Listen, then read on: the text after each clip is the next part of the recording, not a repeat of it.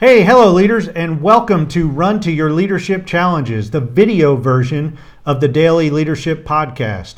And today we're continuing on. This is episode 310, and we're continuing on with this week's challenge of sexual harassment. And today I want to cover kind of whether or not you could determine whether a situation that you're finding in your organization can be sexual harassment or not. Because a lot of times we find ourselves in difficult situations as leaders where we just aren't sure.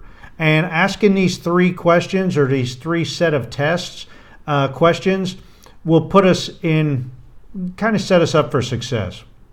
So I am going to hit play and record and we'll get going.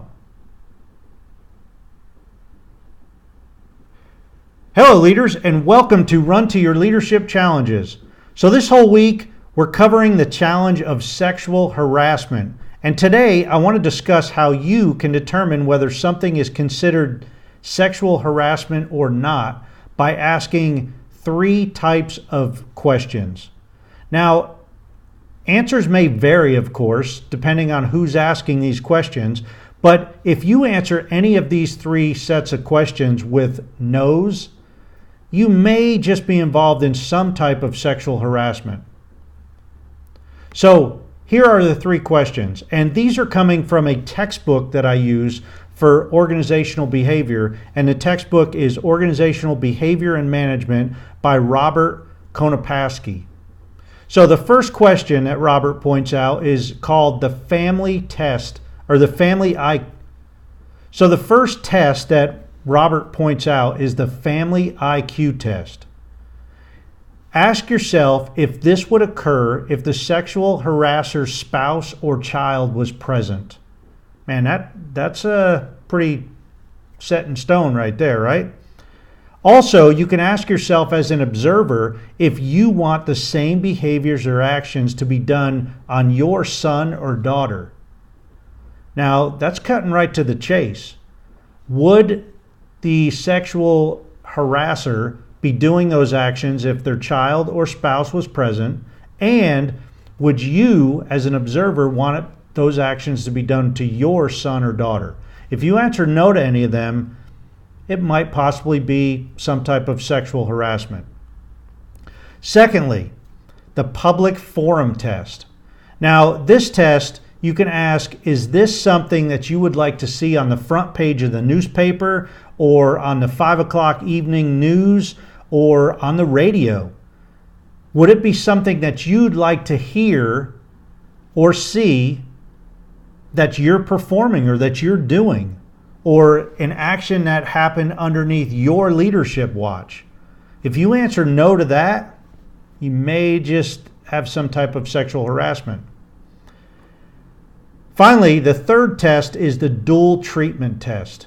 And in this dual treatment test, you want to ask yourself, is this done to other people of both sexes frequently? Now, if the answer is no, again, you may be dealing with some type of sexual harassment in your organization. Now, I realize that these three tests aren't all inclusive by any means.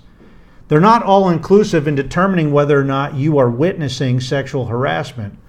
After all, it may be simply bad behavior on your employee or team member's part. In any case, if you answer no to many of the questions in these test questions,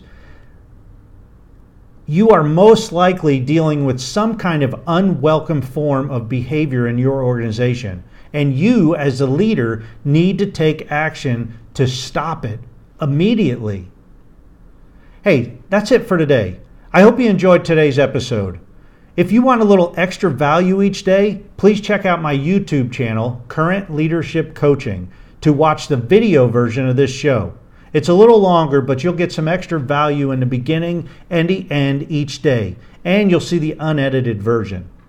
As always, thanks for listening, and until tomorrow, run to your challenges. Okay, so I hit stop. And just a little bit extra on this. You know, like I said in the podcast, these questions or these three tests aren't anywhere near being all inclusive, but it kind of gets you in the ballpark.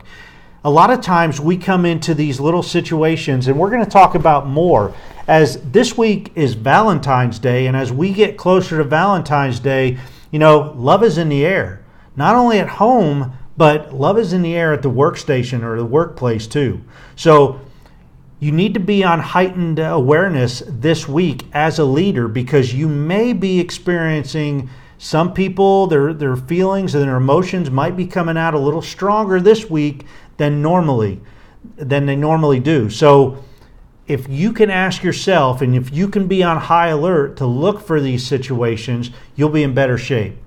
Hey, this was a quick version today. Hope you enjoyed it. If you did, please leave me a 5-star review on whatever platform you're listening to. Obviously, you're listening to it on video. So subscribe to my YouTube channel, hit like, leave a comment, please. And if you don't like it, give me some feedback. If you'd like to see these versions edited just like the podcast version, I can do that as well. But these, I like to kind of come out from behind the script and just talk off the cuff. All right, I want to try to get the podcast as fine-tuned as possible. But these, I just want to have a conversation with y'all. So until tomorrow, lead well and run to your challenges.